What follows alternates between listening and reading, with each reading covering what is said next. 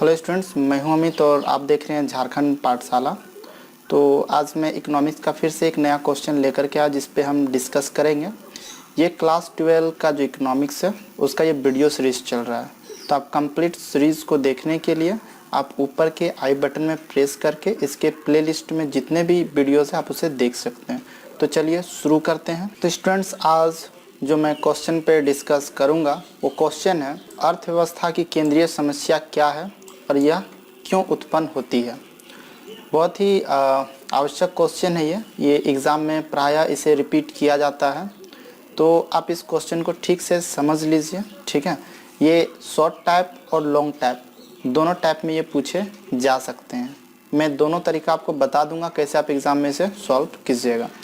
तो चलिए पहले इसे समझ लेते हैं कि अर्थव्यवस्था की केंद्रीय समस्या क्या है अथवा किसे कहते हैं और इसके उत्पन्न होने के कारण क्या हैं, ठीक है। दोस्तों, साधनों की दुर्लभता के कारण जो समस्या एक व्यक्तिगत उपभोक्ता के समक्ष उत्पन्न होती है वह सामूहिक रूप से एक अर्थव्यवस्था के समक्ष भी उत्पन्न होती है, ठीक है।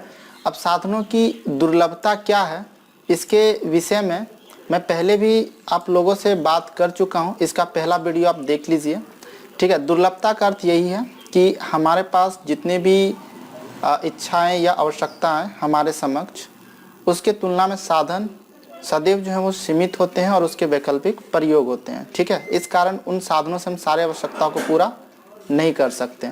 तो यह है साधनों की दुर्लभता।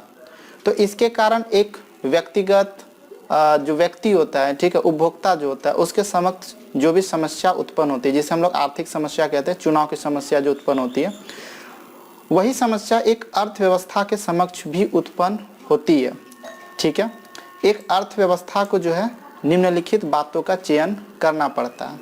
तो दोस्तों, जैसे एक व्यक्ति के पास साधन सीमित है, उस साधनों से वो सारे आवश्यकता को अपनी पूरी नहीं कर सकता, उसी तरह एक अर्थव्यवस्था में, ठीक है, जितने भी लोग रहते हैं उन सब की अलग अलग इच्छाएं और आवश्यकताएं होती है, लेकिन अर्थव्यवस्था के समक्ष भी साधन जो है वो सीमित है और इस कारण सभी आवश्यकताओं को पूरा नहीं किया जा सकता है।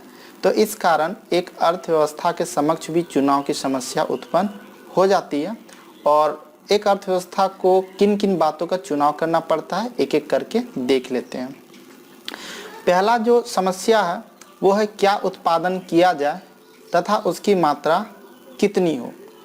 तो दोस्तों, यहाँ पे अर्थव्यवस्था के समक्ष जो भी साधन है उससे सभी आवश्यकता को पूरा तो नहीं किया जा सकता, इसलिए यह चुनाव करना पड़ता है कि किन वस्तुओं का उत्पादन किया जाए, ठीक है, और उसकी मात्रा कितनी हो और किन का छोड़ दिया जाए। क्योंकि एक अर्थव्यवस्था में बहुत से वस्तुओं की आवश्यकता पड़ती है, तो यहाँ पे उन्हें चयन करना पड़ता है। कुछ विकल्प होती हैं, जैसे कि अगर हम लोग विकल्प यहाँ पर देखें तो एक अर्थव्यवस्था के समक्ष कौन कौन से विकल्प आते हैं।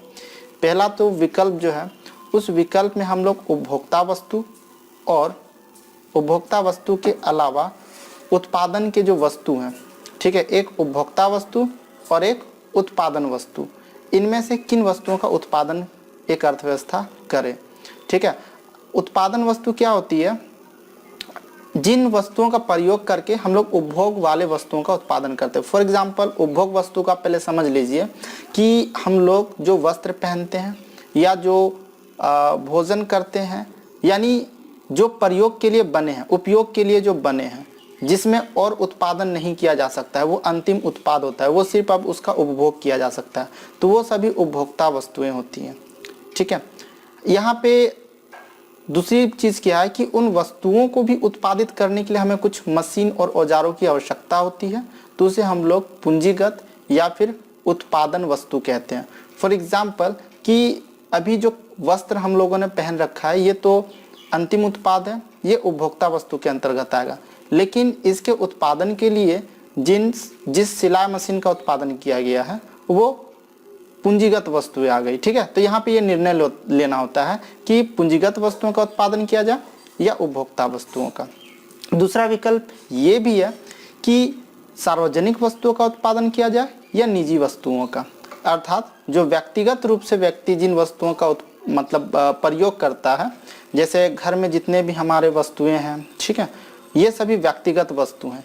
जबकि सार्वजनिक वस्तु यानी सामाजिक वस्तु, स्कूल, हॉस्पिटल, सड़क, ये सब सार्वजनिक वस्तु के अंतर्गत आते हैं। तो यहाँ पे ये भी निर्णय लेना होता है कि उत्पादन किसका किया जाए, सार्वजनिक वस्तु का या फिर निजी वस्तु का। एक विकल्प ये भी होता है कि यहाँ पर अर्थव्यवस्था को निर्णय लेना होता है विलासिता वस्तुओं का उत्पादन पे ज़्यादा जोर दिया जाए या फिर आवश्यक वस्तुओं का। आवश्यक वस्तु वे सभी वस्तुएं जो एक व्यक्ति को जीवन जीने के लिए चाहिए होता है, रोटी, कपड़ा और मकान। जबकि विलासिता वस्तुएं इंटरटेनमेंट, फैशन, शौक या आरामदायक वस्तुओं को कहते हैं। ठीक है, तो यहाँ पे ये चयन करना पड़ता है कि किन वस्तुओं का उत्पादन किया जाए और किन को छोड़ दिया जाए, क्योंकि सभी का उत्पादन एक साथ करना पॉसिबल नहीं है। साथ ही साथ यहाँ पे ये भी निर्णय लेना होता है कि इनकी मात्राएं कितनी होनी चाहिए। ठीक है, क्योंकि आवश्यकता से ज़्यादा भी उत्पादन नहीं किया जा सकता है और आवश्यकता से कम भी उत्पादन नहीं किया जा सकता है। जाहिर सी बात है, घर में जब आप भोजन पकाते हो तो आप सदस्यों की संख्या का अनुमान लगा लेते हो कि कितने लोगों के लिए खाना बनाना है। आप ना तो उससे ज़्यादा खाना बनाते हो और ना ही उससे कम खाना बनाते हो। ठीक है, नेक्स्ट जो यहाँ पे दोस्तों ऑप्शन है वो है उत्पादन कैसे किया जाए। इसका चयन तकनीकी के चयन से होता है, यानी उत्पादन की तकनीक कैसी हो। दो तकनीक यहाँ पे समक्ष आती है एक अर्थव्यवस्था के समक्ष। ठीक है, जिसमें से एक है पूंजी प्रधान तकनीक और दूसरा श्रम प्रधान तकनीक। पूंजी प्रधान तकनीक में क्या होता है कि इसमें श्रम की तुलना पूंजी का ज़्यादा प्रयोग होता है, ये खर्चीला होता है। ठीक है, क्योंकि यहाँ पे लोग श्रम कम यानी मेहनत कम करते हैं और उसके स्थान पे मशीनरी का प्रयोग ज़्यादा करते हैं जो कि कॉस्टली होता है।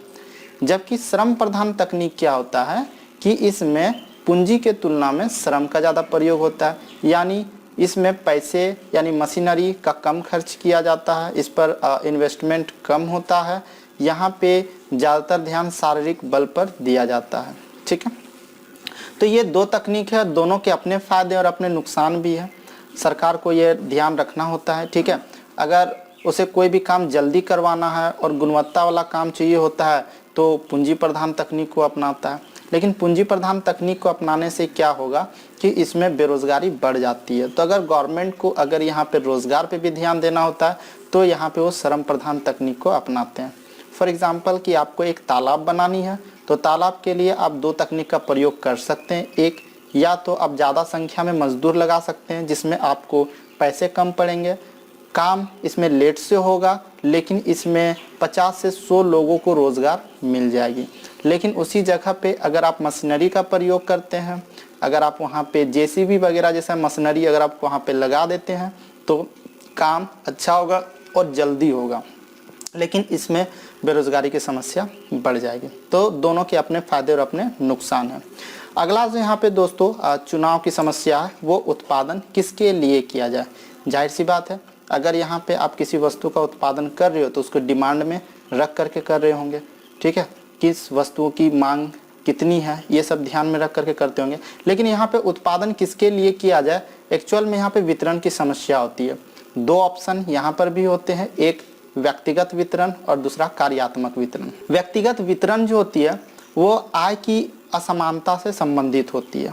अर्थात यहाँ पे अर्थव्यवस्था जब निर्णय लेती है कि जिन वस्तुओं का उत्पादन किया जा रहा है उसका वितरण समाज के विभिन्न वर्गों में किस प्रकार किया जाए कि प्रत्येक व्यक्ति को या प्रत्येक परिवार को एक निश्चित मात्रा उपलब्ध हो सके। ठीक है, जबकि दूसरा जो है वो कार्यात्मक वितरण है। इसमें आय की असमानता से संबंधित समस्या बिल्कुल भी इनका अध्ययन नहीं होता है। इसमें सिर्फ ये ध्यान दिया जाता है कि उत्पादन के विभिन्न साधनों का बंटवारा कैसे हो, अर्थात उत्पादन के विभिन्न साधन, पूंजी का, भूमि का, श्रम का, इन सब का बंटवारा कैसे किया जाए।